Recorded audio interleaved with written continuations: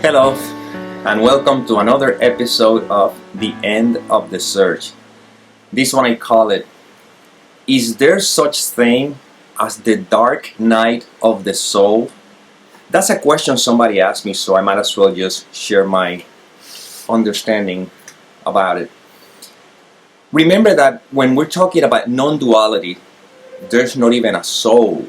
There's nothing, or should say there's everything, all that there is. So who or what would be experiencing the so-called dark night, right? So if anything, the dark night is not for the soul, would be for the ego, because the ego is the one that is about to be executed. He's about to disappear. So the way I see dark night of the soul, respecting and honoring whatever anybody wants to believe about it. I'm not here to debate anything. I'm sharing you my experience and how I live this experience. So hopefully if it serves you, well, there it is. So, life simply is, and that's it. There's nothing else. It's just life itself. And then the mind colors it, you see, kind of covers it up with thoughts, with concepts, okay? Any concept, it doesn't matter. Beginning with the concept I, individual, right?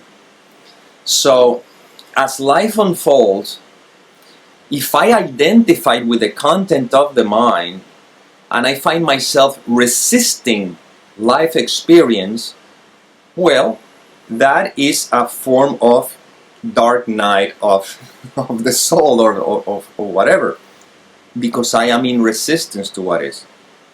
If on the other hand, I do not identify with the content of the mind and I am simply being, yes, there could be pleasure and there could be pain, which some may call that dark night, but in reality it is not. It's just a sensation.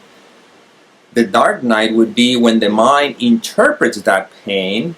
That's where the suffering comes in. And usually people associate suffering with the dark night of the soul. It's not so much the pain. I mean, we can all experience pain. Pain and pleasure is the dynamic of the human experience. But the suffering, however, is what could be equated with the so-called dark night of the soul. But the suffering is only an interpretation. The suffering is not a fact. It's just an interpretation. When there's no interpretation, then there's no such thing as dark night of the soul. All that there is just another experience. And like everything else, these too shall pass. Not that I'm saying these too shall pass because I'm resisting what is and I want it to pass. No, it's because the nature of the human experience is transitory. Therefore, everything passes. Notice the thoughts that you were having yesterday. Are they still there with you? Probably they're not. A sensation you just had a moment ago, or an hour ago, or a day ago, is still with you? Obviously not. And sometimes they come back again and they leave, but they're just basically experiences. If I don't let the mind, identify or give meaning to any of that, then you experience what is referred to as the peace that passes all understanding. And the peace that passes all understanding has no dark night. All it does is that it moves through the web of life without any suffering. So as far as I am concerned, I don't believe or think that there's such thing as a dark night of the soul. Yes, there can be very intense moments. There can be experiences that have a particular texture. Somebody who may be experiencing, let's say, a form of depression or so may say, I'm going through the dark night of the soul. But again, I'd rather not to label it anything, you see. I just rather see life as it is, as it unfolds. And if I don't give meaning to anything, I'll experience the peace that passes all understanding. And again, in that sense, the concept of dark night of the soul doesn't even make any sense to me at all.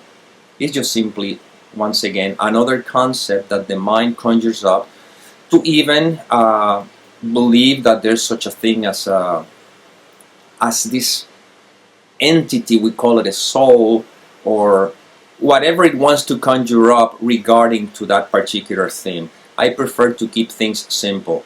Nothing means anything. I am. End of story. Well, this is what came through this instrument. I hope it served. And as always, may peace permeate the mind so that love can be extended.